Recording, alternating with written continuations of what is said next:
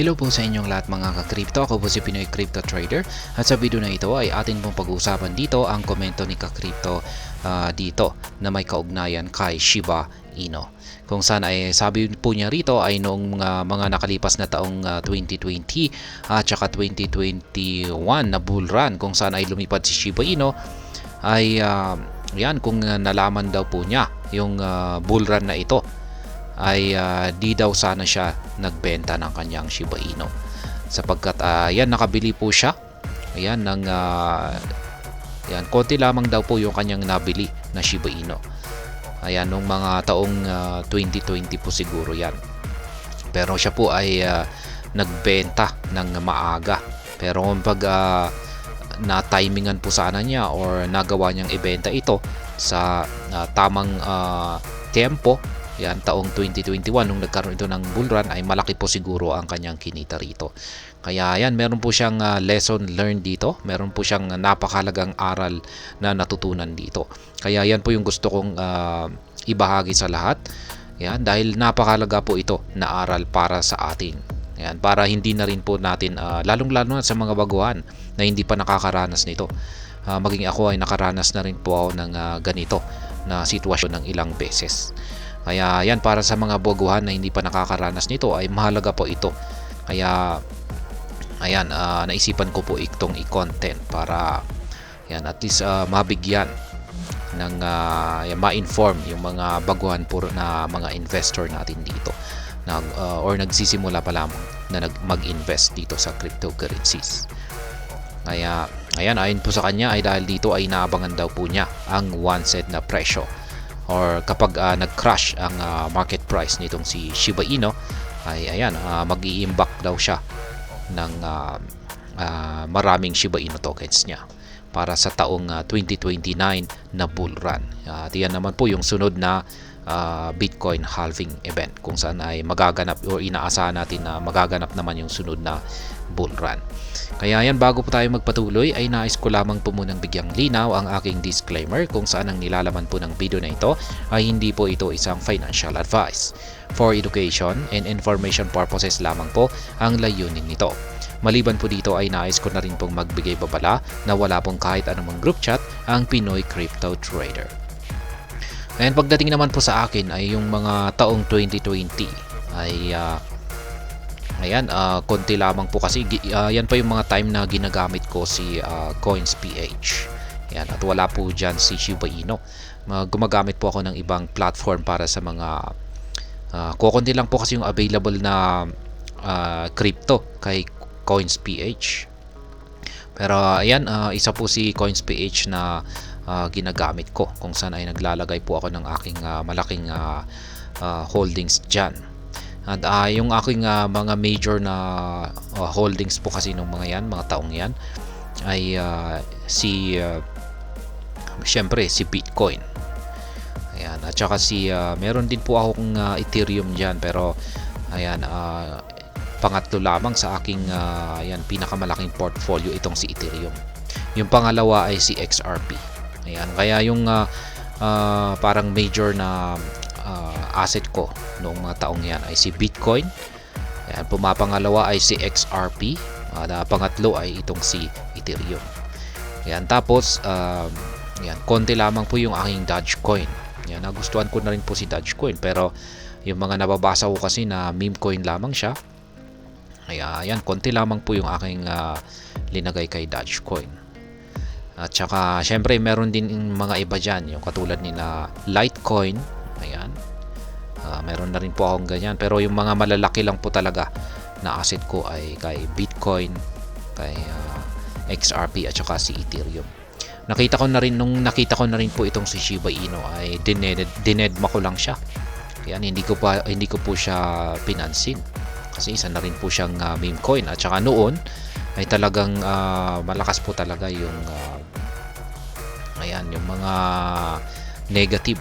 Ayan, yung mga negative na kumakalat na balita.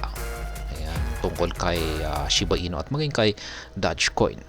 Ayan, meme coin lang ang mga ito at talagang nagpapagalaw lang dito ay mga hype. Ayan, pero yan, hindi natin inaasahan na ganyan pala yung kanyang magiging development. Matindi po pala. Kaya yan, at least buti pa kay ka-crypto rito at bumili siya ng konti. Pero pagdating sa akin ay dinedma ko lang itong si Shiba Inu. Yan, nakikita ko po siya. At kung minsan ay pinag-iisipan ko kung bibili ako noon, pero ayan, sa bandang huli ay dinedma ko pa rin siya. Kaya hindi po ako bumili. Yan, maganda rin naman po yung naging pag-angat nila Bitcoin. Yan, sina Bitcoin, sina Litecoin, yan, at saka maging si Dogecoin, umangat na rin yan. At itong si XRP na rin. Pero kung ikukumpara po kasi natin yung performance, ay mas malaki po yung ibinigay na gain nitong si Shiba Inu. Yan, kaya kung mas pinili ko na lamang na nag-invest. Ayan, sabi natin ay yung aking XRP ay kinonvert ko na lamang ng Shiba Inu noon. Ayan, tapos nung nagkaroon ng bull run noong taong 2021 at nakapag-take profit ako dyan, ay syempre mas malaki yung kinita ko kumpara sa pag-hold kumpara kay XRP. Ayan, at syempre mas malaki na rin yan kumpara po kay Bitcoin. Mas malaki yung naibigay ni Shiba Inu na gain dyan noong 2021 na bull run. Kaya yan po talaga yung advantage ng mga meme coin, mga bagong yan, kasi bagong-bago pa noon itong si Shiba Inu noon. Yan, pero syempre yung mga time na rin yan, mga time na rin na mga yan ay yan, nasa safe nagsi-safety po ako. Medyo syempre wala pa tayong gaanong mga knowledge dyan, at saka yan, kasi mukhang dito sa mga taong yan ay parang nagsisimula pa lamang ako dyan, hindi pa ako gaanong marunong. Ayan, kaya nagsi-safety muna ako. Kaya sa mga most ng aking most asset na kung saan po yung ginagalaw ko lamang ay yung mga established, mga kilala, at saka talagang at least may pagka-safe po talaga. At inaiwasan ko yung mga risky. At syempre noon ay bagong-bago pa lamang itong si Shiba Inu at considered po siya na risky asset. Kaya ayan naman po yung nangyari sa akin. Kaya ayan, abangan na lamang po natin ang ayon po kay ka-crypto rito. Kaya ayan, yan po yung kanyang natutunan dito. Ayan, kaya ayon sa kanya ay mag-aabang na lamang po siya ulit sa sunod na price crash ngayon. Ayan, magkakaroon po ng price crash ngayon.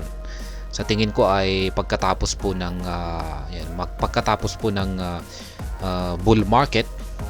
Ayan, ngayon sa tingin ko yung bull market ay 2025 po talaga siya.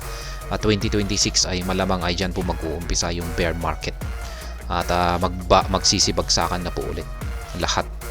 At mga 2026, ayan, siguro 2027 na ay dyan na po talaga sagad yung bear market. Babagsak na talaga sa mababang presyo ang lahat ng ang buong crypto market. At maganda pong bumili dyan. Ayan, accumulation period dyan. Marami na naman pong madidismaya na mga market participants. Ayan, 2027 or 2028. Ayan, 2028 ay dyan na naman mag-uumpisa yung na magkaroon ng pag-angat ang crypto market.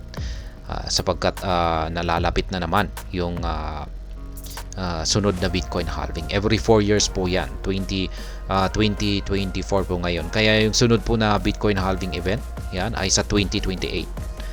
Ayan, kaya 2028, kaya 2029 naman yung kanyang bull run or bull market niya. Kaya ayan, hanggang dito na lamang po tayo sa video na ito mga ka-crypto. Sana po ay inyong nagustuhan ang aking paliwanag sa video na ito. Kung inyo po itong nagustuhan ay pakiclick lamang po ang like button nito. Para naman po sa mga bago lamang dito, kayo po ay aking inaanyayahan para mag-subscribe. Pakiclick na rin po ang bell icon nito dahil ito po ang siya magsisilbing notification nito sa mga bago kong videos na akin pong ina-upload sa aking YouTube channel na ito. Marami pong salamat sa panonood. Ingat po tayo lagi at God bless po sa ating lahat.